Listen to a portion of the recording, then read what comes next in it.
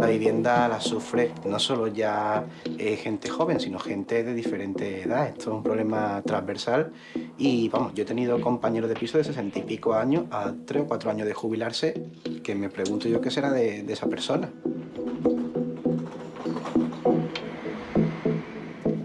Estar viviendo en un edificio donde entran al cabo del año miles o cientos de desconocidos, eso rompe cualquier intimidad y esto está pulsando a los vecinos. Empezó en el centro, se extiende por toda la ciudad y lo que ha pasado en el centro histórico es una broma comparado con lo que puede pasar en el resto de la ciudad si no se toman medidas.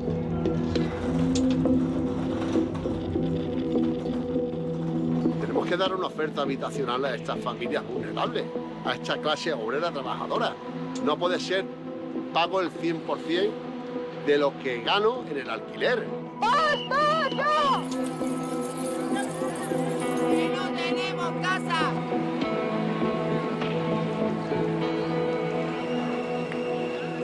Cualquier familia tiene el derecho de vivir con dignidad, no de un techo solamente, sino de vivir con dignidad.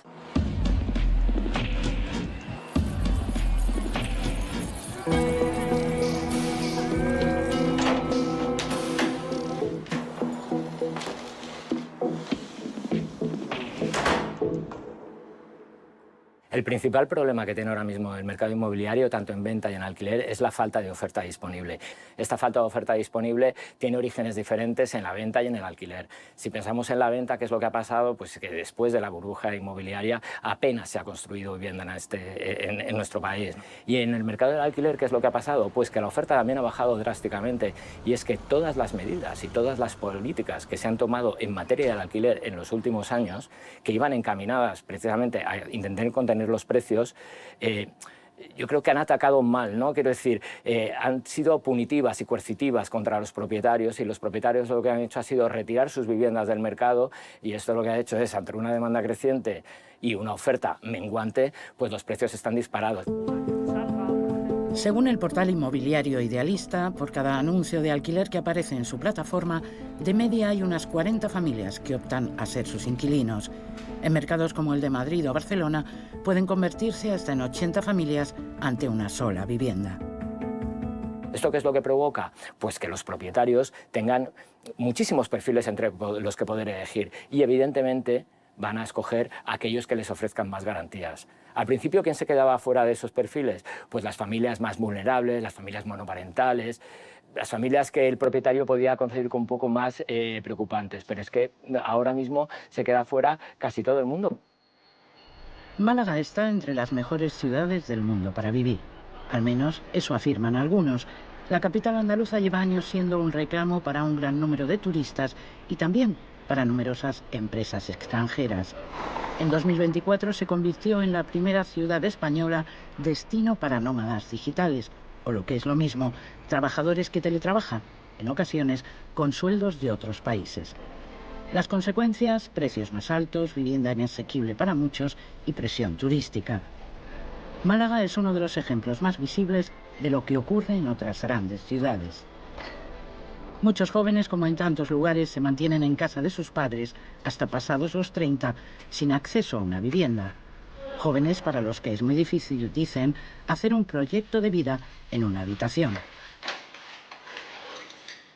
La gente de mi generación está condenada a vivir en habitaciones de alquiler toda la vida, porque un piso no se van a poder permitir con los salarios actuales. Y si suben los salarios, no pasa nada, van a subir los alquileres también. Yo hace un año y pico, ya harto, decidí irme de casa de mis padres porque quería tener mi propia independencia.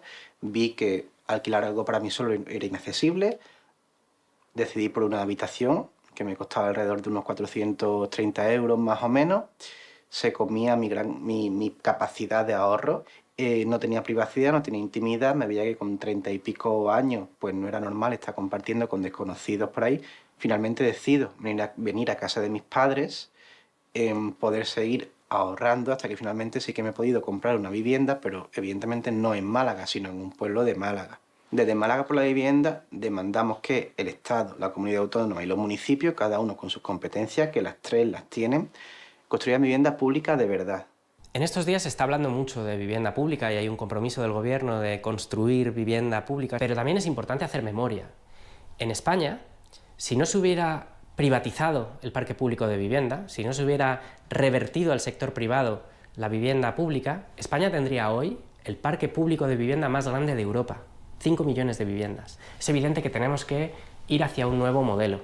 Y esto es a medio plazo, necesitamos un parque público de vivienda con la garantía de que se va a defender, de que va a permanecer siendo vivienda pública. El problema empezó en el centro histórico, pero ya no hay prácticamente un barrio de la ciudad de Málaga en donde no haya las mal llamadas viviendas de uso turístico. Y los que están en riesgo de ser expulsados no solamente son vecinos que están en una situación de alquiler. Un propietario también puede ser expulsado cuando te vacían tu edificio de vecinos, cuando no tienes tu ferretería, cuando no tienes tu frutería. Esto ha metido a la ciudad en una espiral especulativa en la que se está vendiendo pensando en la rentabilidad que se va a obtener a futuro, y entonces está provocando una escalada de incremento de precios. En la ciudad de Málaga existía y existe un plan general de ordenación urbana en vigor desde 2011. Establece que el uso de hospedaje turístico en un edificio de viviendas solo se puede realizar si hay acceso independiente e instalaciones dependientes. Desde 2011. Han empezado a aplicarlo en 2024. La Asociación de Vecinos del Centro Antiguo es la primera, que sepamos, en toda España, que ha adoptado por primera vez actuaciones legales frente al incumplimiento sistemático del Ayuntamiento de Málaga de su propia norma urbanística. Nadie está en contra del turismo. Nosotros sabemos que el turismo es una actividad económica fundamental para la ciudad de Málaga, pero precisamente por eso hay que hacerlo viable con la vida de los habitantes de la ciudad, porque como no hay ciudad, es sin ciudadanos. Lo que pasa es que tenemos una situación de crecimiento de la población. Málaga ha crecido en población 25.000 habitantes durante el último año, pero solamente se han construido 5.000 viviendas.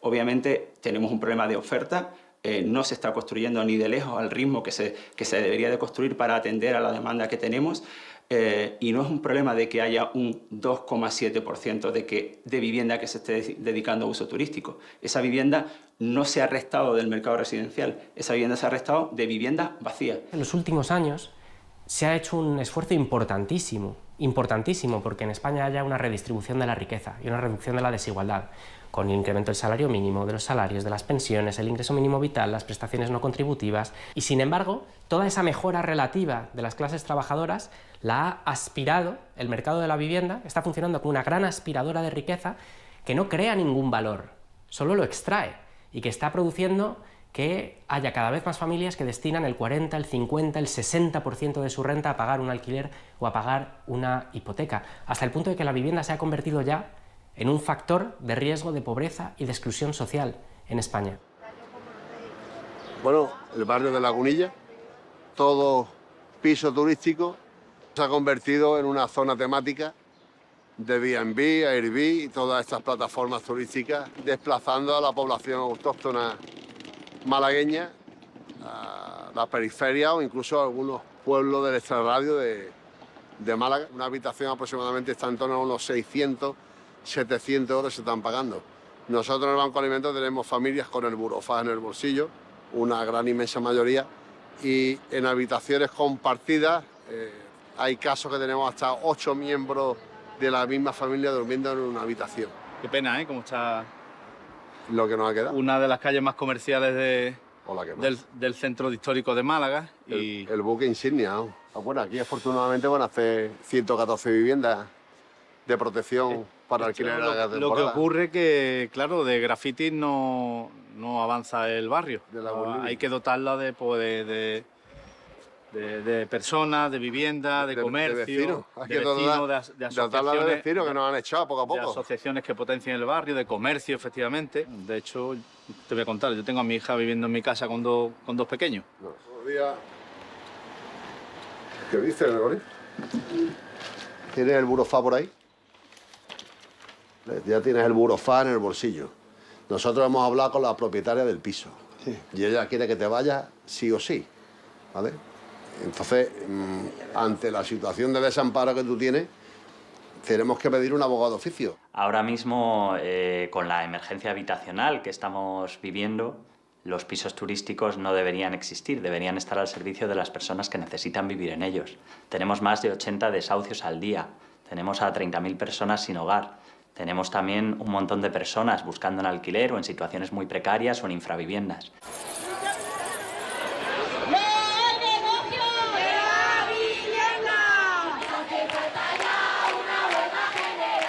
Una huelga de alquileres, como la concebimos, es una autorreducción de precios. Hay quien dice que eso es peligroso, que eso va a generar inseguridad. En cambio, los millones de personas que vivimos de alquiler sabemos que la inseguridad es la que tenemos ahora mismo. La precariedad a la que nos vemos sometidos, pagando más de la mitad de nuestro sueldo a nuestros caseros, casi no teniendo para vivir. Sandra es uno de tantos jóvenes a quienes los precios en el centro de la ciudad han obligado a buscar vivienda de alquiler en los barrios de la periferia. Bueno, pues este es mi piso y nada, pues tiene más o menos un tamaño de unos 37 metros cuadrados. Estamos pagando 850 euros al mes por él. Barrios obreros de toda la vida, como este de Puerta del Ángel, pero que desde hace unos años está sufriendo un proceso de transformación similar al que en su día cambió radicalmente otros barrios del centro, como Malasaña o Chueca. Desde 2018, un fondo buitre compró en torno a 30 bloques que ha ido rehabilitando en torno a los años de la pandemia, y en los últimos años ya se ha dado esta transformación donde se ha dado unos fuertes procesos de desplazamiento y el mercado de vivienda se ha tensionado muchísimo. Hace 6-8 años pagar 700 euros en el barrio era algo relativamente normal, ahora mismo es muy difícil encontrar cualquier cosa por menos de 1.000 euros.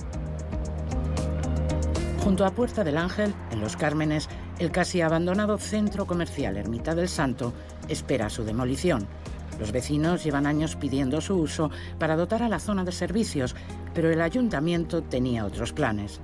Recalificó el suelo para uso residencial en abril del año pasado y tiene prevista una gran operación urbanística que entre algunos vecinos se vive como otra nueva amenaza. Aquí se van a construir unas torres que lo que van a hacer es poner aún más complicada la situación de vivienda. Son torres de más de 20 pisos que seguramente tengan un precio muy elevado y esto va a tener una fuerte repercusión en la zona. Los llamados fondos buitre también han sido protagonistas de algunas grandes operaciones de venta de viviendas de protección oficial. El Tribunal Supremo ha confirmado recientemente la sentencia que reconocía el derecho de retracto o de compra de algunos de esos inquilinos que denunciaron la venta por parte del Ayuntamiento de Madrid. Son solo unos pocos, pero el resto de los afectados espera que el alto tribunal resuelva su caso en la misma línea. Hola, ¿qué tal, hija? En 2004 nos adjudican a 1.860 familias una vivienda de protección oficial en el Ayuntamiento de Madrid. Ahí empieza el sueño de muchas familias. Ya a los 10 años empieza nuestra pesadilla, nuestro calvario, que nos venden a un fondo buitre, a un fondo de inversión, ¿no? Estas viviendas, como nos habían venido diciendo en la empresa municipal de la vivienda y suelo, cuando fuimos adjudicatarios, eran un alquiler con opción a compra a los 10 años. La operación de venta en el año 2013 fue una infamia. Fue una infamia por muchas razones.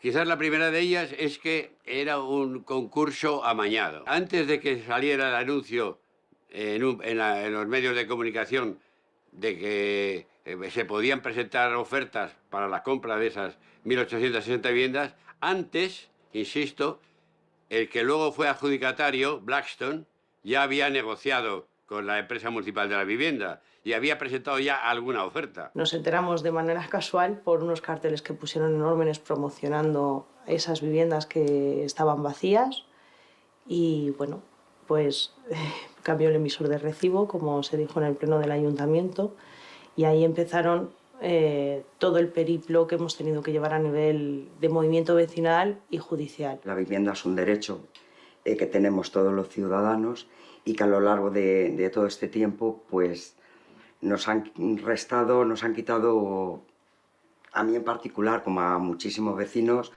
se nos ha ido hasta la salud en ello.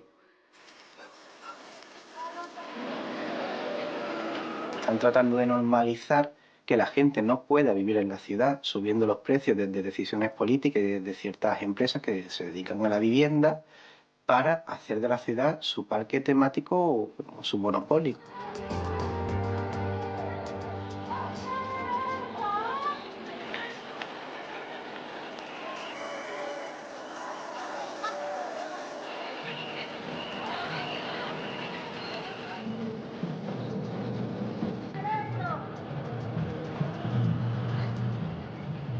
Va a ser una mañana con mucho dato económico, les decía, porque en apenas media hora conoceremos qué pasó con el paro y con las afiliaciones a la Seguridad Social. En el mes pasado venimos de un dato récord, enfatizábamos a las 8 de una EPA que fue también de récord, pero esta mañana lo que estamos haciendo es contrastar todos esos datos que han marcado objetivamente un hito en la economía con la realidad de los salarios o con la dificultad para poder acceder a una vivienda. A las 8 recordamos lo que nos contó aquí la ministra de Trabajo y vicepresidenta segunda, Yolanda Díaz, el día en que se publicó la encuesta de población activa, y le preguntamos especialmente por los salarios y por qué podía hacerse por aumentar los salarios. La mediana salarial en España es de 1.666 euros al mes, que no se puede vivir con dignidad con 1.666 euros al mes.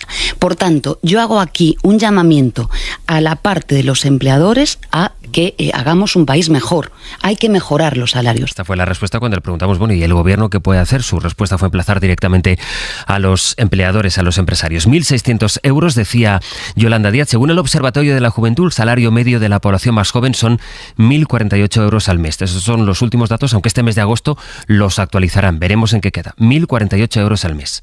El alquiler medio para la población joven son 1.072, más luego los 120 euros de gastos de luz, de agua y todo lo demás. De forma que más del 70% de los hogares jóvenes están sobreendeudados. Es decir, la gran mayoría de los hogares donde habita la población joven tiene que dedicar más del 40% de sus ingresos a poder pagar el alquiler y su casa.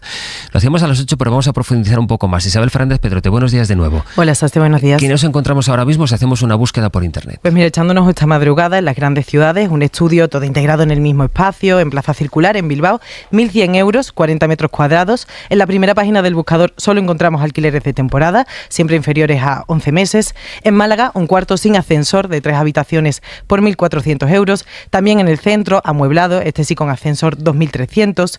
En el Gothic, en Barcelona, una habitación en un segundo sin ascensor cuesta 700 euros, compartiendo piso. Por un estudio de 40 metros cuadrados ya piden 1.800. Para una persona sería difícil adaptarlo para una pareja. En el distrito de Chamberí, en Madrid, si buscas algo con 2 dormitorios, encontramos 51 metros cuadrados por 1.750 euros. En la zona de Moncloa, un piso de una habitación, amueblado, 1.870, y si quieres pagar menos de 800 euros, hay muy poco en el centro o dentro de la M30. Es difícil encontrar algo que supere los 25 metros cuadrados. A partir de ahí, salta directamente a los 1.000 euros. Eso por no hablar de los requisitos que te piden. En Madrid hay una inmobiliaria que en Idealista pide adelantar 6 meses en calidad de depósito, y en otros anuncios encontramos el pergamino con las condiciones del proceso de selección al que se enfrenta el interesado en la vivienda: nómina, vida laboral, que acrediten que tienes ingresos 3 veces superior al valor del inmueble y un perfil personal. A partir de ahí se cierra el proceso de selección y empiezan a recibir el veredicto en unos días, cuando el propietario escoge. Si descuelgas el teléfono a las condiciones, por ejemplo, de los 6 meses por adelantado, ellos muy educadamente te advierten. Son condiciones exigentes, ellos lo saben, pero si no puedes afrontarlo, lo entienden perfectamente, porque hay una ristra de personas. Alguien lo afrontará, ¿no? Sí, alguien lo hará por ti, ¿no?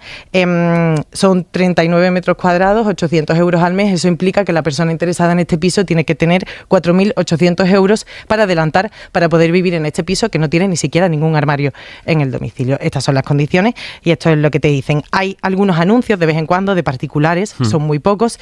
Estos duran de media unos 15, 30 minutos en Idealista. Si hablas con los particulares por teléfono, te dicen que se han sentido acosados, que no pueden más y que en poco más de media hora tienen más de 30 candidatos. Con eso es suficiente. Dan por hecho que lo alquilarán seguramente con la primera persona que vaya a abrir el piso. Con las condiciones y lo que se alquila, decíamos esta mañana a las 8, un anuncio como hay tantos, de gente que la habitación, uno no se puede poner derecho porque la habitación está, llaman abobardillada, en fin, y la gente no puede ni tener una vida normal en su habitación, tiene que ir con cuidado de no darse con el techo. Gracias, Isabel. Hasta ahora. La vivienda, que sigue siendo aquí en nuestro país uno de los principales o el principal medidor de la riqueza, donde se ve la brecha entre unas clases y otras, entre aquellos que aspiran a poder acceder a una casa o que a largo plazo puedan pensar incluso en heredar la casa, porque para mucha gente la única vía de tener algo en propiedad pues es esperar a poder heredar. Antes de entrar en eso, en cómo es la gran herencia, que también va a ampliar como nunca la desigualdad que hay en nuestro país. Pablo Anzola, buenos días. ¿Qué tal? Buenos días. Vamos a empezar por entender, Pablo, de dónde partimos. ¿Cuál es la fotografía hoy? España sigue siendo un país de propietarios, pero son los más ricos quienes tienen en su mano la mayor parte del pastel inmobiliario. Eso es, sí, la vivienda sigue siendo la gran fuente de riqueza en nuestro país, pero no llega a todas las manos por igual. Los más ricos de España concentran hoy el 56% de la riqueza en nuestro país. La mayoría de esa riqueza es inmobiliaria y eso hace que en la práctica casi 4 de cada 10 pisos estén en manos del 10% más rico de la población. Coincide además, y como es de esperar, que los más ricos son también los más mayores, los que pudieron comprar en España casi la mitad de las propiedades, en torno al 45% está en manos de los llamados baby booms, los que nacieron entre el 58 y el 75. Estos son datos de un informe reciente de la Fundación AFI Emilio Ontiveros, desde donde advierten: los hijos de esa generación de los baby boomers tienen hoy mucho menos que ellos cuando eran jóvenes. Lo explicaba Daniel Manzano. Sigue aumentando la brecha de riqueza intergeneracional. Los millennials hoy son bastante menos ricos para casi cualquier decil de riqueza que los boomers a la edad que ahora tienen los millennials.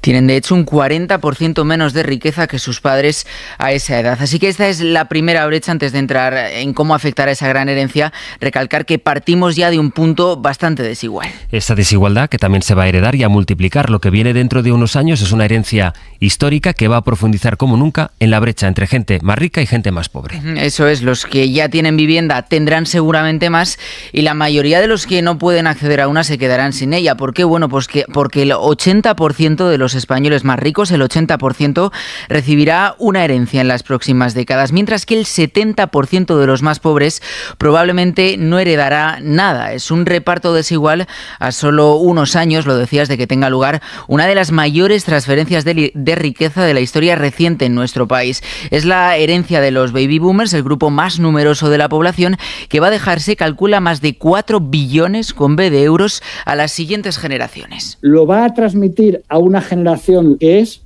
mucho más pequeña que la generación que transmite. ¿Y esto en qué se va a traducir?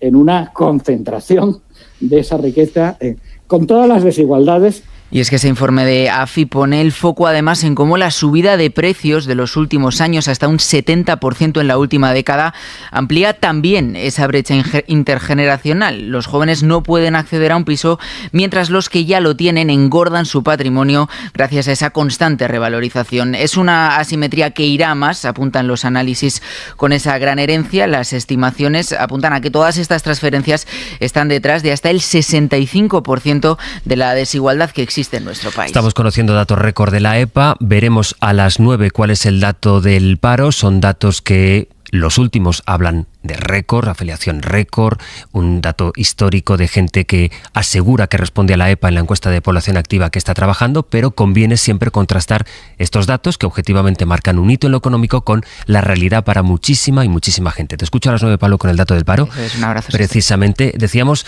Antón, cuando la semana pasada estuvo aquí la presidenta del Consejo de la Juventud, ella nos dijo, hay mucha gente que dice, pero es que es esta generación, esa generación que llaman mucha gente de cristal, todas las generaciones han tenido problemas. Yo no sé si todas las generaciones se han visto abocadas a una situación como esta, que se agrava, como ahora nos contaba Pablo, también con la desigualdad a través de la herencia, de lo que no van a heredar.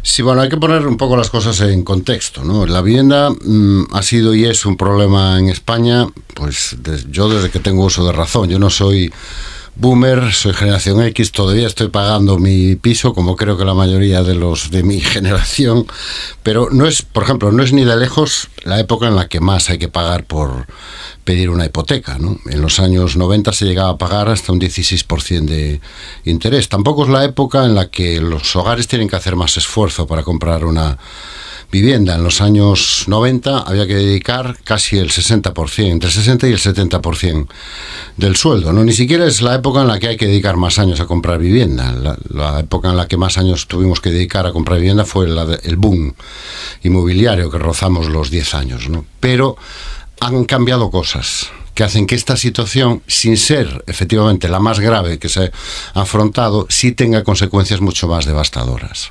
Por ejemplo, en los años 80 se construía 10 veces más vivienda pública que ahora. 10 veces más. En este momento estamos en un 3, algo de vivienda pública. En los años 80 rozábamos el 7 o el 8%. Había, de hecho, todos los que compraron piso en aquella época recuerdan las famosas viviendas de protección oficial, que había prácticamente en todas las ciudades y en todos los barrios. Ahora no hay vivienda pública, es que no la hay. Se ha vuelto a empezar a construir ahora, pero claro, necesitamos un ciclo de construcción. 2, en los 80 y en los 90 los salarios crecían de verdad, crecían en términos reales. Ahora no. Ahora no crecen en términos reales, crecen, entre comillas, en términos virtuales. Es decir, la capacidad de endeudamiento de esta generación seguramente es la menor de la serie histórica. Es decir, un joven de los años 80 a los años 90 tenía mucha más capacidad de endeudamiento. ¿Por qué? Porque tenía un salario que crecía regularmente. El joven de hoy no. Sabe que su salario como mucho se va a mantener, y son salarios que ya todos sabemos cuáles son los niveles de precariedad y la renta salarial. Tercer elemento, claro, las ciudades han crecido. Es decir, hoy, lo que hoy es el centro, en los años 80 eran las afueras. Y claro, uno compara con cuando compraron sus padres, ya, pero es que cuando compraron tus padres ese piso que ahora te parece tan céntrico, entonces era las afueras de Madrid, o las afueras de Lugo, o las afueras de Coruña. Entonces, claro, las ciudades van creciendo y lógicamente las mejores zonas están compradas y están habitadas. Y es difícil comprar una vivienda y si quieres acceder a una primera vivienda tienes que buscar espacios, efectivamente, pues como lo que hicieron tus padres. Y la cuarta razón, que a mí me parece seguramente una de las más determinantes de la situación excepcional que vivimos, junto con los salarios. Aquí el problema son los salarios. Ese es el gran problema. Aparte de que podemos discutir el precio de la vivienda, pero los salarios es el principal problema. Que antes teníamos un mercado de salida. Un mercado que servía como colchón, que era el mercado del alquiler. Si no podías comprar, podías alquilar. Claro, ese colchón ha desaparecido. ¿Por qué? Porque la vivienda habitacional, buena parte, un porcentaje importantísimo de la vivienda habitacional se ha ido a un negocio mucho más rápido, mucho más efectivo, en términos fiscales y en términos de beneficio, que es el alquiler vacacional, ¿no? Entonces, y eso coloca efectivamente a esta generación en una situación que, con todos mis respetos para la cita que hacías antes, ¿no? Los que ya, por desgracia, no tenemos 20 años, tuvimos que hacer frente a una situación difícil, sí, pero en un contexto que nos resultaba mucho más favorable. Cristina. Pues la verdad es que poco que añadir a la radiografía completa que ha hecho Antón. Es cierto que yo creo que cuando hablamos de la vivienda nos fijamos poco en los salarios y en la precariedad laboral. Nada, no nos fijamos nada. Exacto, y en el hecho de que los jóvenes tienen trabajo, pero no saben si la semana que viene lo van a tener, claro, y van cambiando de trabajo, pueden encontrarlo más o menos con cierta facilidad. Pero con todos mis respetos, que se entienda lo que voy a decir, con todos mis respetos, tristemente seguimos siendo un país donde las principales salidas laborales sigue siendo la hostelería y el comercio. No somos un país donde un chaval que haya estudiado una carrera de investigación o de tecnología o de ciencia tenga fácil una salida laboral. Y estamos hablando de sectores donde los sueldos son especialmente precarios, tanto el de la hostelería, que además tiene mucha temporalidad, como el comercio, son sueldos precarios y con una enorme temporalidad. Y ese sigue siendo la radiografía, aunque los datos son que aumenta el número sobre todo de cotizantes, que yo creo que es sobre todo el dato en que hay que fijarse siempre, en los cotizantes. Es verdad que seguimos teniendo una precariedad laboral enorme. No sé, yo sí soy de la generación de los boomers, yo me embarqué, yo sí tengo la casa pagada. Cuando sale el tema de la edad, ¡qué suerte! Claro, cuando sale el tema de la edad digo, sí, vosotros sois mucho más jóvenes, pero yo tengo la casa pagada, ¿no? Ese es siempre mi argumento. Y es verdad que con enormes dificultades, pero siempre tenías la sensación de que ibas a tener una mayor estabilidad laboral y de que tu sueldo nunca iba a menguar. De que, bueno, ibas a ir mejorando año tras año y trabajabas en empresas que a lo mejor es que tenías no 12 pagas, sino hasta 16. Es decir, que la situación era muy diferente. No, y sobre todo, si me permites, que cada año el salario crecía realmente. Claro, y crecía, no exacto. Claro, cada año tenías un poquito más de capacidad adquisitiva. Sí, ¿no? sí, exactamente. Que decías, bueno, voy a pagar esto, pero el año que viene me va a suponer menos esfuerzo porque tendré un mejor salario. Eso es. Entonces, eso es, y yo, es verdad, yo también entré en el mercado laboral en los años 90, que en los años 90, 80, 90, también había unos altísimos niveles de paro. Has recordado esos créditos al 12, al 13 y al 15% de interés. 16, y el 16. Eso lo he pagado yo también, pero aún así, la perspectiva de futuro que teníamos en aquella generación, en un proceso político lleno de incertidumbres, pero era una perspectiva mucho mejor que la que tienen ahora los chicos. Y luego, que bueno, lo ha dicho FEDEA, lo ha dicho el Banco de España, lo han dicho todas las organizaciones, en este país necesitamos cientos de miles de pisos de nueva construcción, de alquiler social, no solo de alquiler social para jóvenes, sino también de precio asequible para clases medias. No tenemos llevamos 20 años o 30 de retraso. Por incorporar una perspectiva más, dejadme saludar a Jaime Palomera, que es doctor en Antropología Económica, codirector del Instituto de Investigación Urbana y autor del libro El secuestro de la vivienda. Señor Palomera, ¿qué tal? Buenos días. Hola, buenos días, ¿cómo estáis? Estaba escuchando ahora la conversación que teníamos aquí con Antón y con Cristina. Le querría preguntar para empezar si está de acuerdo en el diagnóstico de que tenemos un problema no solo, que también y por supuesto en el precio de la vivienda, pero especialmente en los salarios en este país. Sí, en buena medida. Es decir, hay un problema claramente de creciente desigualdad y es deseable, como se planteaba, que aumenten los salarios. Esto siempre es deseable. El problema es que el precio de la vivienda desde hace tiempo se ha desvinculado de la economía real y de los salarios. El precio de la vivienda aumenta a un ritmo muy endiablado desde hace tiempo y por lo tanto, por mucho que aumentemos los ingresos, lo que vamos a ir viendo, lo que está pasando en España y en otros países, es que el precio de la vivienda se come cada vez una parte mayor del salario. Por mucho que tú lo aumentes, si los alquileres pueden subir sin ningún tipo de límite, lo que hacen es que se tienden a comer esos ingresos, esos salarios. Pero si me permitís apuntar una cosa, hablabais de un dato muy importante que es el de la cuestión de las herencias. Sí. Está pasando en España algo muy similar a lo que está pasando en buena parte de Europa. Y es que desde hace años, desde hace unas décadas, se hizo una apuesta. La apuesta era construir una sociedad de propietarios donde todo el mundo, quien más, quien menos, iba a poder comprarse su casa con esfuerzo y también con ayuda del gobierno, ¿no? En nuestro país se hizo mucha vivienda protegida que terminó en manos de las familias en forma de propiedad privada y también enormes deducciones fiscales, en torno a 160.000 millones de euros para que la gente se pudiera comprar una casa. Esto permitió que dos generaciones, básicamente Baby Boomer y Generación X, se pudieran comprar su casa, como digo, con esfuerzo, pero que tuvieran acceso a esa sociedad de propietarios y el fundamento de esta sociedad de propietarios era no solamente que ibas a tener una casa, sino que la casa es la mejor de las inversiones.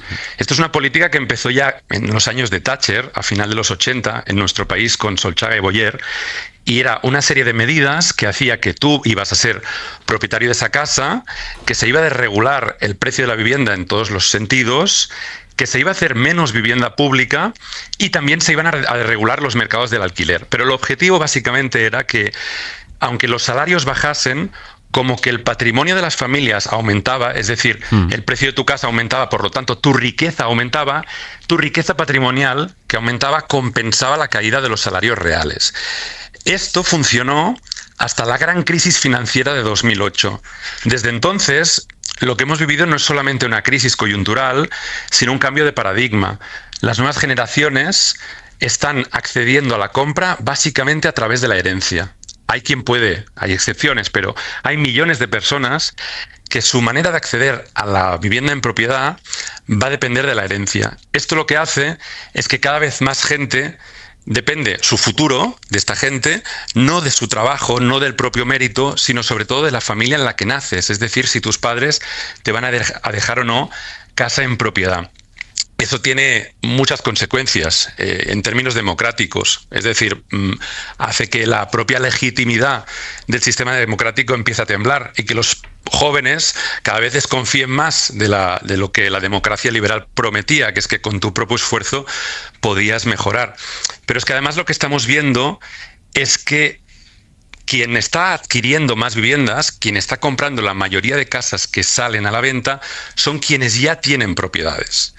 Y lo que está sucediendo es lo que contabais muy bien al principio, y es que hay una concentración cada vez mayor de la riqueza en la parte superior, entre los más ricos. Significa que a partir de ahora va a haber menos herencias, se van a heredar menos propiedades o se van a concentrar más. Es decir, vamos a una sociedad, si la vivienda sigue siendo, y nada parece que vaya a hacerlo cambiar, sigue siendo el gran indicador de riqueza que va a haber en este país, va a haber mucha más vivienda concentrada en muchas menos manos. Exacto. Y esto es muy importante porque, como decíais, es verdad que hay una crisis intergeneracional, una desigualdad entre generaciones. Pero se calcula que más o menos en torno a 4 billones de euros en forma de viviendas en propiedad, 4 billones van a pasar de la generación baby boomer a la generación millennial. Pero el problema es que cuando preguntamos, por ejemplo, en Madrid y Barcelona, a las personas que viven de alquiler si esperan heredar, el 70% dicen que no. Esto significa que los millennials no van a heredar todos. Hay una parte que va a heredar y una parte que no. Que esto rompe también un mito. Es la idea de que todos los millennials, hijos de los boomers, como sus padres son propietarios, van a heredar. Pues no, lo que estamos viendo en las grandes ciudades es que la gran mayoría de aquellos que ya no son propietarios y viven de alquiler, lo que dicen cuando les preguntamos en los estudios que vamos realizando es que no esperan heredar. Y esto tiene que ver con que una parte muy importante de las viviendas en manos de la generación baby boomer se las van a terminar quedando aquellos que ya tienen muchas casas. Esto, por ejemplo, va a pasar en el momento de la jubilación. Hay muchas personas mayores que para poder tener una jubilación digna van a tener que venderse la casa, pues por ejemplo para pagarse la residencia. ¿Quién compra esa casa cuando sale al mercado? No la compra un millennial trabajador que va a tener su primer piso, sino que la compra alguien que ya tiene un número importante de propiedades. Pero esto, yo os doy un dato. Sí.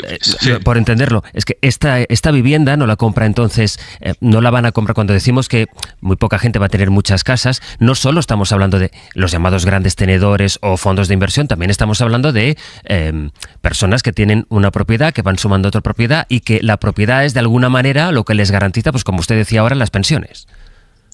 Sí, pero fíjate que la mayor concentración se da entre aquellos que tienen más de 10 propiedades. O sea, sí que son grandes tenedores.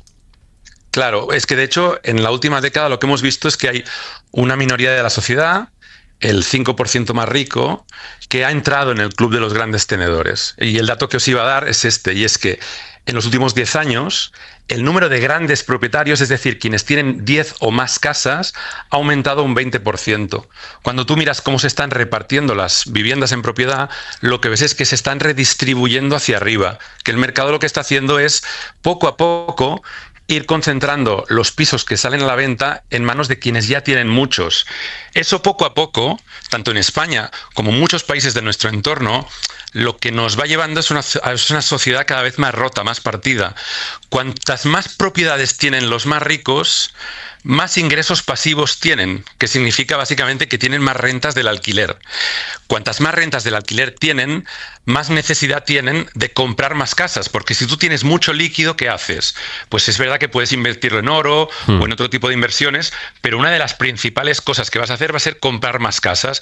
Es un círculo vicioso que la única manera de romperlo es mediante unas nuevas reglas del juego, básicamente fiscales. No hay grandes soluciones o grandes inventos. Históricamente, este tipo de círculos viciosos se han conseguido superar o romper mediante una fiscalidad que permita que las viviendas no sigan redistribuyéndose hacia arriba a la velocidad a lo que lo están haciendo. Un análisis, una perspectiva de lo que está ocurriendo y sobre todo de lo que puede ir ocurriendo. Queríamos esta mañana enfatizar a partir de ese estudio de la Fundación AFI, Emilio Ontiveros, de cómo no solo la vivienda sigue siendo, como decía, el gran indicador de propiedad y de riqueza y que distribuye también la desigualdad en nuestro país, sino de cómo esto va a ir evolucionando a partir de las herencias de aquellas personas que la única manera para acceder a la propiedad es a través de aquello que heredarán de sus padres. ¿Qué ocurre cuando esas herencias ya no se van a producir? Por todo esto que acabamos de describir en el análisis que nos ha ayudado a hacer Jaime Palomera. Pues de eso estamos hablando esta mañana. Así que, señor Palomera, doctor en Antropología Económica, codirector del Instituto de Investigación Urbana, le agradezco mucho su tiempo. Un saludo y buenos días. Gracias a vosotros, un abrazo. Monrossi. Bueno, creo que aunque los datos avalan que evidentemente existe una brecha generacional en cuanto al acceso a la vivienda que comentabais antes, creo que la situación se ha agravado tanto en los últimos años que ya casi trasciende el mero hecho de que sean los jóvenes los que ya simplemente tienen problemas de acceso a la vivienda. Esta misma mañana aquí habéis escuchado las declaraciones de una persona de 45 años que se ha separado y se ha tenido que ir a vivir con su madre aunque tiene un trabajo estable, porque no puede pagarse un alquiler en la ciudad en la que vive. Y en realidad es que yo creo que ante lo que estamos es como un retrato muy nítido de una evidencia de dos clases, una dicotomía social en este país. Quienes viven de ser propietarios de vivienda, no digo quienes son propietarios, sino quienes viven de ser propietarios de vivienda, de ser rentistas, y quienes sobreviven para poder pagarse donde viven. Y ante esa tesitura es ante la que se tiene que situar la política, justo ante esa tesitura, ante la tesitura de si la vivienda en este país debe ser principalmente un derecho de quienes son propietarios a enriquecerse a costa de los demás, o un derecho básico al que tenemos que tener todos acceso. Y por tanto es un problema exclusivamente de voluntad política. Que es complicado, que es un lío competencial, que no hay soluciones mágicas, por supuesto, eso ya lo sabemos. Pero para eso está la política, y se han afrontado problemas de intervención en el mercado directamente, de intervención de precios en este país, desde el precio de la electricidad, el precio en su día en la pandemia de productos básicos como la mascarilla, se han afrontado y se han intervenido. Ya sabemos cuál es el concepto que tiene la derecha de este tema del acceso a la vivienda. Bueno, pues que se construya mucho, que los que construyen y los que son propietarios se enriquezcan todo lo que pueden, y que el resto que arree y se las apañe como pueda. Y si tiene que compartir piso con 45 años, 50 años, se tiene que ir a casa de su madre, o se tiene que ir a vivir a apartamentos de 30 metros a 70 kilómetros de su lugar de trabajo o del centro de las ciudades, pues que se vayan. La izquierda, en teoría, y digo en teoría porque los resultados son, siendo prudentes, muy modestos en 8 años de gobierno progresista, el proyecto que debe defender o las soluciones que debe defender para el tema de la vivienda son absolutamente las contrarias. Y es verdad que se han implementado algunas medidas y que están contando con la oposición principalmente de las comunidades autónomas del Partido Popular, pero vamos para 8 años de gobierno, y este gobierno en gran parte de esos 8 años ha arrastrado los pies. La pasada legislatura la invirtió prácticamente íntegra a discutir en el seno del gobierno sobre una ley de vivienda que ahora mismo está dando muy pocos resultados, y debería ser consciente de que no hay otra cosa ahora mismo que afecte a más millones de ciudadanos que la imposibilidad en este caso de acceder a una vivienda. Con el dato recién publicado del paro y afiliaciones a la Seguridad Social, del que acabamos de informarles a las 9 de la mañana, que habla de una ligerísima caída del paro y de una muy ligera también aumento, de una ligera crecida en las afiliaciones, apenas 4.000, por tanto un frenazo en la contratación. Es el dato del paro que refleja la foto de cómo está en este momento tanto el empleo como el desempleo, en este caso, como las afiliaciones, las contrataciones en nuestro sistema, que estamos contrastando esta mañana con el precio de la vivienda y sobre todo la evolución o la no evolución de los salarios. Hablábamos antes con Jaime Palomera. Este sábado en A Vivir habló Lourdes Lancho con Javier Burón, que es director gerente de la empresa de vivienda pública de Navarra, y él hacía esta reflexión sobre algo que comentábamos también aquí en esta conversación en el arranque del Abierto, en cómo hay una generación que ya puede ser propietaria de vivienda y que, decía él, también a ellos les corresponde asumir un sacrificio en la venta o en el precio de los alquileres de sus inmuebles. Yo lo que creo es que cuesta mucho mirarle a los ojos a tus propios votantes, a la boomer buffe, y decirles: mira, vivisteis, os habéis esforzado, habéis trabajado duro, habéis hecho progresar el país, le habéis dado formación a vuestros hijos, os tenemos un montón de cosas que agradecer, pero el modelo inmobiliario os ha ido queriendo beneficiar casi en todos los momentos de vuestra vida, y ahora tenéis unos bienes a los que les traéis un rendimiento y tenéis que bajar el pistón. Tenéis que ganar. Había otra reflexión interesante de Javier Burón cuando comparaba, ahora que Monrossi hablaba de las políticas, y por aquí quiero que sigamos el análisis. Él comparaba el modelo Madrid con el modelo, digamos, que aplican ahora en Cataluña, emulando políticas puestas en marcha en Navarra o en el País Vasco. y tenemos dos modelos encima de la mesa, y cualquier persona que nos escuche pues me entenderá muy bien, oye, mira, ¿qué va a funcionar mejor? Madrid, con 278.000 nuevas viviendas, que van a acabar siendo todas viviendas de mercado, y sin control de alquileres, y toda una jungla, porque nadie inspecciona y sanciona nada, y ahí cada uno hace lo que le da la gana, ¿eso va a funcionar mejor?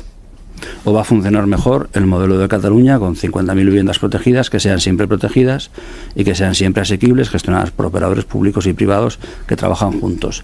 Lo que nos devuelve un poco, Antón, a la pregunta que nos planteaba Monrosi: ¿qué puede hacer la política? ¿Qué consensos hay? ¿Y qué pasa, por ejemplo, con la limitación de los precios? Es decir, estos dos contrastes, creo que el modelo en que lo explicaba Burón de Madrid y Cataluña simplifica, pero a la vez nos ayuda a entender dos maneras de aproximarse al problema. Bueno, dos modelos. Llevamos 4 décadas sobre dos modelos de afrontar las políticas públicas de vivienda, ¿no? Dos modelos que con el tiempo han tendido a acercarse, y yo creo que eso ha generado un consenso en un lugar equivocado en torno a las bondades del mercado para resolver la cuestión de la vivienda, y que ahora, bueno, pues esos dos modelos empiezan a distinguirse otra vez nítidamente ante la evidencia de que esto, con la mano invisible del mercado, que diría Adam Smith, no se va a arreglar, porque en este caso la mano invisible, además de invisible, es un poco tonta y no sabe exactamente cómo gestionar esta situación. El mercado no nace para redistribuir la riqueza. El mercado acaba respondiendo a una serie de dinámicas que se explicaban antes, ¿no? Se está produciendo una concentración de vivienda. Bueno, igual que en su día con políticas fiscales se estimuló la compra de vivienda, con políticas fiscales hoy se puede desestimular la concentración de la vivienda. Esta familia, cuando viene a Mallorca, o a veces que ha venido a Mallorca, alquila una habitación de hotel de 5 estrellas, mejor dicho, de 6 estrellas de superlujo de más de 1.000 euros. Más de 1.000 euros. De más de 1.000 euros para la bicicleta estática del jeque. O sea, la habitación solo para la bici. Solo para la bicicleta, no para un sirviente o para alguien tal. No, el personal trainer que también lo tiene. No, para la bicicleta. Oye, Matías, si estuviera aquí Turriaga te preguntaría qué te dio el jeque de Qatar. Sí. Te invitaría algo, ¿no? Supongo. No, fíjate, tuve la desgracia de que no le puse la toalla, porque si le pones la toalla en la hamaca de la piscina te puedes llevar una propina de 50 a 100 euros, o si le cortas el pelo. Es decir, pero estas proporciones yo lo que lo quiero dar siempre es con el contraste que planteabas, pero claro, en Mallorca tampoco queremos perder, y hablo en primera persona, tampoco queremos perdernos este turismo. Por cierto, Luis Laci, que hablabas, el general, fue fusilado en Palma, en el Castillo de Beiber. Efectivamente. Entonces, claro, son estos contrastes que se viven en el caso que habéis dado en Madrid, pero también aquí en Palma, de gente que no encuentra una habitación para vivir por menos de 1.000 euros, habitación por menos de 1.000 euros, y luego el jeque de Qatar. Pues mira, enlazando con todo esto y con los datos del turismo, que luego comentaremos con nuestro economista de cabecera, con Santiago Núñez Becerra, que está escuchando ya, así que aprovechamos para saludarle. Santiago, buenas tardes. ¿Qué tal? Buenas tardes. A ver, mira, ahora que muchos que nos están escuchando, y muchas, estarán ya ultimando los preparativos de vacaciones, la maleta, todo eso, cómo vamos, dónde vamos y tal, una pregunta muy fácil, muy tonta, ¿eh? ¿Cuántos de los que han elegido apartamento turístico habrán comprobado si es legal o forma parte de esos miles de pisos ilegales o alegales que tanto daño están haciendo? No hace falta que respondas tú, Santiago. Isabel Salvador, buenas tardes. Hola, buenas tardes. A ver, mientras se intentan tomar algunas medidas, que se están tomando, pero que llegan tarde, porque hace mucho tiempo que hablamos de esto, continúa ese goteo silencioso de expulsiones, de gente que tiene que volver a empezar, y en Madrid, en la calle Laci, General Laci, tenemos una historia concreta. Sí, los verbos que deciden la vida de miles de familias aquí en nuestro país son rentabilizar, el que conjugan los propietarios de esos edificios que se están vaciando, y resistir, los vecinos que se resisten a tener que cambiar toda su vida por esa especulación insaciable. Somos 48 familias que vivimos aquí en alquiler. Unos que viven 53 años, 84 años, 72 años, quien le habla vive 20 años en ese domicilio. Hemos buscado las miles de formas de poder mediar con ellos, pero no nos dan el lugar. Ellos son los propietarios del edificio, porque esos temidos burofax han empezado a llegar, a los que les cumple el contrato no se lo renuevan, se tienen que ir. Y esta es una realidad que se repite en muchas ciudades, en muchos barrios, por todas partes, vamos, últimamente. Por todas partes. Esta tarde nos vamos a fijar en dos realidades, la que viven los vecinos que empiezan ahora, que saben lo que tienen por delante, viendo lo que han pasado los que empezaron hace ya, por ejemplo, más de un año. Empieza por la presión. Estábamos unos vecinos esperando en la puerta porque nos hemos dado cuenta de que a partir de ayer pues vienen a tocar a nuestras puertas. Vosotros estáis aquí porque queréis y os vamos a alargar y en unas maneras muy... Esto tú te lo conoces. Eso yo ya me lo conozco. Eso es justamente lo que están haciendo en Tribulete, lo que han hecho en Tribulete y lo que llevan... bueno, a mí personalmente lo mismo, me están presionando, diciéndome que acepte una oferta que me han ofrecido y porque van a vender a otro fondo fuera de España. Especuladores, gente que está especulando con bienes de primera necesidad, al igual que no lo permitiríamos con el agua, cualquiera entiende que no, porque tú quieras. Lo de Tribulete que acabamos de escuchar, para que se sitúen todos los oyentes, calle Tribulete de Madrid, por primera vez un grupo de vecinos se han querellado contra un fondo de inversión inmobiliaria, contra Elix, precisamente les acusan de hacerles mobbing directamente. Sí, y es la primera querella colectiva que llega a la justicia. Sí, porque la presión viene de lejos en este caso, pero para que los oyentes que nos escuchen fuera de Madrid se sitúen, el número 22 de la calle General Laci está a 7 minutos andando de la estación de Atocha, a 7 minutos andando. Acaban de empezar. Tribulete 7, como decíamos, en Lavapiés, a 1 minuto del metro, a 15 minutos andando de la Puerta del Sol. Bien, allí de los 54 vecinos que había hace apenas un año, solo quedan 15. Ahora han presentado la primera querella, como decía, es acoso inmobiliario. La presión va en aumento. Los vecinos de General Laci saben lo que les toca vivir a partir de ahora. Esa presión con esos supuestos mediadores a los que nos encontramos y preguntamos. Es que eso es entre la familia y nosotros. No tenemos que hablar nada de la que no sea de la familia, claro. Ya, pero entiendo que es la familia propietaria del edificio. No, con cada familia. Nosotros somos mediadores, no somos ni trabajamos ni somos independientes, o sea, no tenemos nada que ver. ¿Pero trabajaréis con...? Sí, pero yo no soy el dueño del edificio, quiero decir. Entonces, si tiene alguna pregunta sobre el edificio, tendrá que hablar con el dueño. Solo por saber cómo funciona. Si vosotros trabajáis, entiendo que para los propietarios. Una mediación.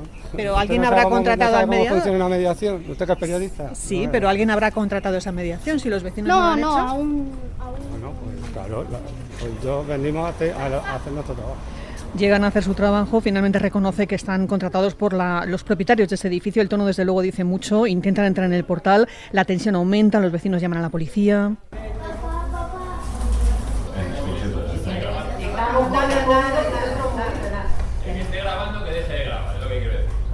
No se puede grabar a la calle, ¿no? ¿O hay que pedir permiso para grabar a la calle? El portero, trabajador de la finca, presionado por los mediadores, sufre un ataque de ansiedad, tiene que llegar la policía, se lo lleva al hospital. Y en ese portal, viendo cómo salía su portero, camino de la ambulancia, Luisa, 84 años. Yo es que nunca pensé que esto... Nunca. ¿Le han mandado ya el burofax sí. a usted? Toda la vida viviendo aquí. Toda la vida.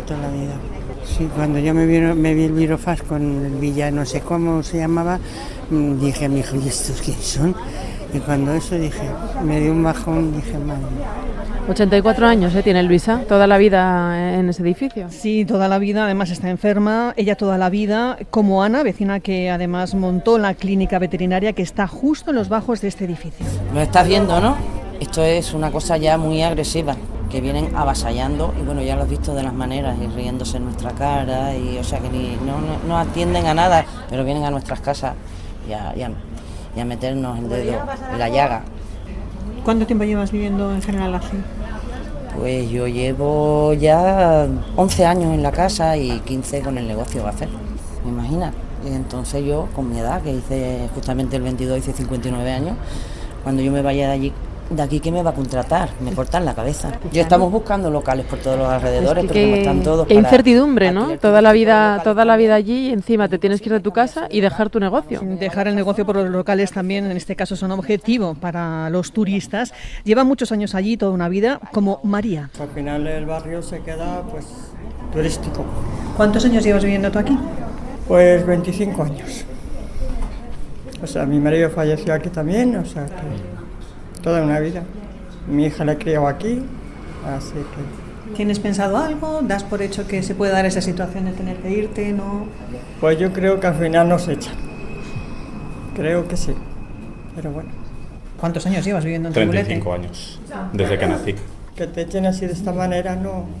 No hay que tener ese pensamiento, aunque sea duro de reconocer, Yo muchas veces lo he pensado también, me tengo que ir. Vecinos de General Nazi, vecinos de Tribulete esa tarde allí, el vértigo de no saber qué va a pasar. Ana no sabe qué pasará, dónde estarán, pero sí me gustaría que escucharan los oyentes a Susana. Su hijo tiene 14 años, sí. Tiene una discapacidad y por fin había dado con ese colegio al lado de casa en Salesianos, con esos profesores que le hacen avanzar, que le han hecho avanzar. Su mirada, ustedes no la ven, pero yo la veía, su mirada, la voz, la van a escuchar, la de Susana, creo que eso sí que resume todo lo que está pasando. No sé si es pues por la situación de mi hijo, que me ha enseñado a valorarme, y entonces vivo con el día a día. Si supero este día, fenomenal. Si supero al día siguiente, fenomenal. Si supero al siguiente, fenomenal. O sea, no puedo permitirme el lujo de pensar en el futuro. Entonces, mi mentalidad es diferente. Ahora se me ponen los pelos de punta, no puedo. Es que no puedo permitirme el lujo de marcharme a otro barrio que a lo mejor, no te digo que no habrá pedagogos por ahí que sean estupendos, pero que sepan conectar como ha conectado este año Adri, imposible. Porque llevamos tela, tiene 14 años.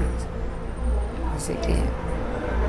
Santiago Niño Becerra, nos topamos otra vez con el tema de la vivienda. La vivienda es economía, son números, son estadísticas, son cifras y también son historias y son personas. Bueno, se están empezando a aplicar medidas para acercar o controlar el alquiler de corta duración. Los pisos turísticos deberán contar con un número de registros del Ministerio para anunciarse en plataforma, ¿Todo esto va a solucionar algo, Santiago? ¿O poco o nada? A ver, yo creo que, bajo mi punto de vista, todas estas medidas que puedan tomarse, suponiendo que se apliquen en todo lo que permita el ancho de la ley, suponiendo esto, yo creo que van a solucionar muy poco. Y me remito a números. En el año 2023, hace 2 años, el Banco de España dijo, no recuerdo si el informe era de marzo o de abril, no recuerdo, que en España en aquel momento hacían falta 635.000 viviendas. En aquel momento. Bueno, ¿cuántas hacen falta ahora? De esas 635.000, ¿cuántas se han construido o cuántas están disponibles? Pero hay otro número que se ha dado, que a mí es el que más me ha impresionado, y no es número de viviendas, ni metros cuadrados, ni euros, son 84 años. Es decir, a una mujer de 84 años por un burofax, que el procedimiento también importa, se le comunica que se va a la calle, que es el mercado amigo y que se acabó.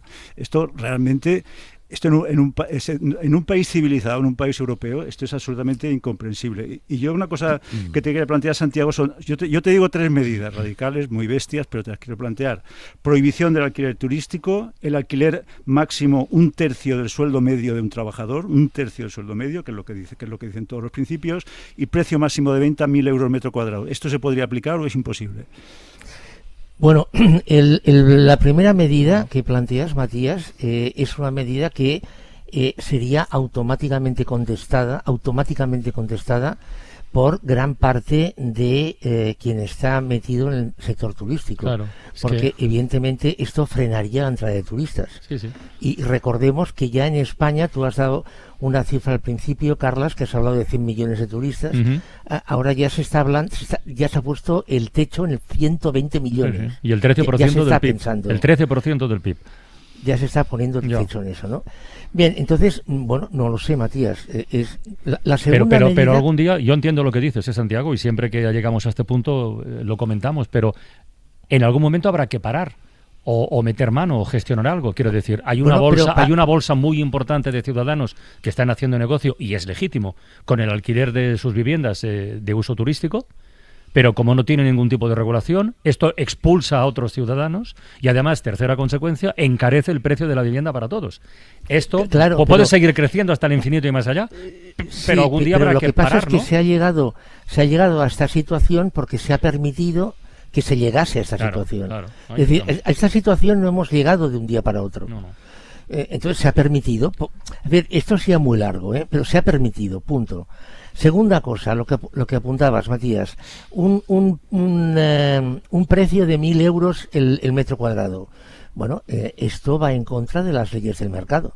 Entonces, los precios en el mercado los fija la oferta y la demanda. Entonces, cambiar eso significa pasar a otra situación. Cuidado, que no critico, pero es pasar a otra situación. Lo que va contra el mercado es expulsar a los ciudadanos, ¿no? Santiago, es que habrá que... Yo entiendo lo que tú dices, ¿no?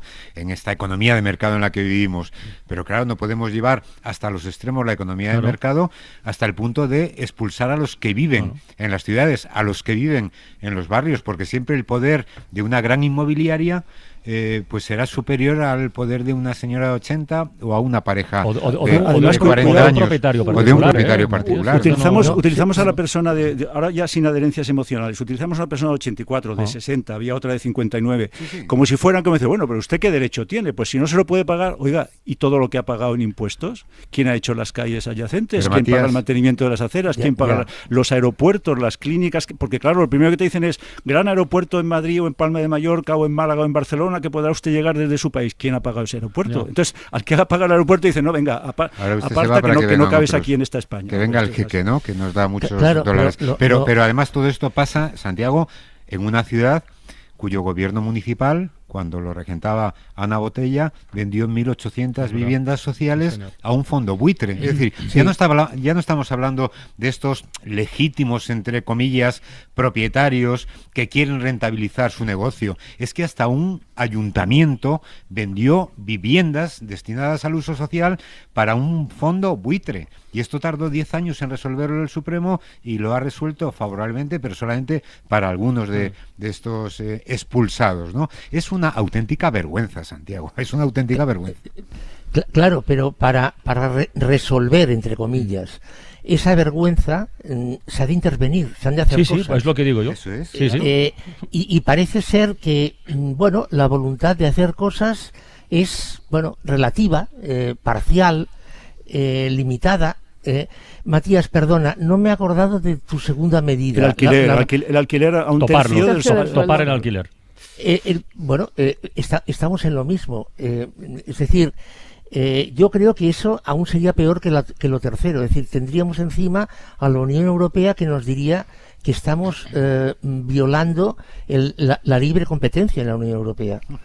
Es decir, el gran problema que tiene España, y esto ya lo hemos dicho muchas veces, es un problema que es de oferta de vivienda. Entonces, tenemos una cantidad de vivienda, y déjame acabar, por favor, Sí. Tenemos una gran cantidad de vivienda que tiene distintos usos, y tenemos una gran cantidad, y tenemos una demanda que no tiene cabida en esta oferta. Bueno, otra solución que, por ejemplo, la señora Irene Montero ha puesto encima de la mesa es la expropiación del uso de la vivienda. No la propiedad, el uso. Es decir, en España, según se cuente, hay entre 3,2 y 1,4 millones de viviendas vacías. Esto es según se cuente. Bueno, pues decirle, oiga, usted, señor X, tiene esta vivienda o estas 3 viviendas vacías desde hace 5 años, no hace nada con ellas, no son para sus hijos, no son para tal. Bueno, pues el Estado le expropia el uso de la vivienda. La vivienda sigue siendo de usted, Entonces, bueno, el Estado le va a alquilar la vivienda y le va a pagar el alquiler correspondiente, evidentemente, y a nivel fiscal seguirá funcionando como una vivienda normal. Lo que pasa es que volvemos a lo mismo, es intervención en el mercado. Claro, es bueno, eso. Solo por apuntar, Susana, quien escuchábamos la al política final, es esto también, paga 900 euros de alquiler, Sí. que es que parece que no es nada. No son es una 900 renta de esas euros. antiquísima Claro, de 100, no, 900 euros por una casa pequeña. Claro, Sí, y me sí. decía, ¿dónde voy yo? 2 sueldos, mi marido y yo, uno directamente para el alquiler. Y una cosa más, y es que los que se vayan, los vecinos que se vayan de General Laci, como los de Tripulete, que también se han ido, también serán demandantes de vivienda, pero ellos ya tenían su casa, les han echado. A mí sobre el concepto de intervención, quiero decir, una sanidad pública y universal es intervenir en el mercado de la salud. Ya les gustaría a todas las empresas privadas tener el monopolio de la sanidad en este país, pero el Estado interviene porque garantiza una sanidad para los ciudadanos. Una educación pública universal no interviene en el mercado de la educación, porque la educación no puede estar sometida solamente a las reglas del mercado. Y la vivienda pasa exactamente lo mismo, Santiago. Es decir, los ciudadanos tienen derecho a vivir en una vivienda digna y tienen derecho a no tenerse que ir de las ciudades para poder malvivir. Y entonces el Estado tendrá que intervenir. Es que es el problema que tenemos. Es el problema. El problema. Y es un problema generador de otros muchos problemas. Si los jóvenes no se pueden independizar, no se pueden casar, no pueden tener, si es que quieren tener, una familia, pero ¿quiénes serán los contribuyentes del mañana para sostener nuestro sistema de pensiones? Este es el meollo de la cuestión. Basta ver las Claro, Isaías, pero tú has apuntado... y tienes toda la razón, a la sanidad, por ejemplo, y a la educación. Esos dos elementos están incluidos en el modelo de protección social. Claro. La vivienda no lo está. Pues incluyámosla. ¿Por qué? No lo sé. Pero en su momento no se incluyó. Incluyámosla porque como me curen en el hospital, pero tenga que vivir debajo de un puente, hemos hecho un pan como unas hostias. Santiago, claro. Sí. Ya está. Pues venga, ya dejemos de hablar del mercado y hablemos del Estado que nos hemos dado. Y entonces hagamos que lo que hemos escrito en la Constitución, que es muy sagrada para según qué cosas, efectivamente, pues sea sagrada también para esto. Bueno, que conste que esto no es ninguna bronca, Santiago. No, que va, no. Nosotros Santiago sabe perfectamente, desde nuestra ignorancia. No, Santiago sabe perfectamente que le quiero mucho y que aprendemos mucho con él. Joder, pero claro, como ciudadanos y como observadores de lo que viven y de lo que vivimos todos en esta materia, pues hombre, a veces nos cabreamos un poquito. Pues mira, por hoy hemos tenido suficiente. Santiago Nuño Becerra, hasta la próxima semana, amigo.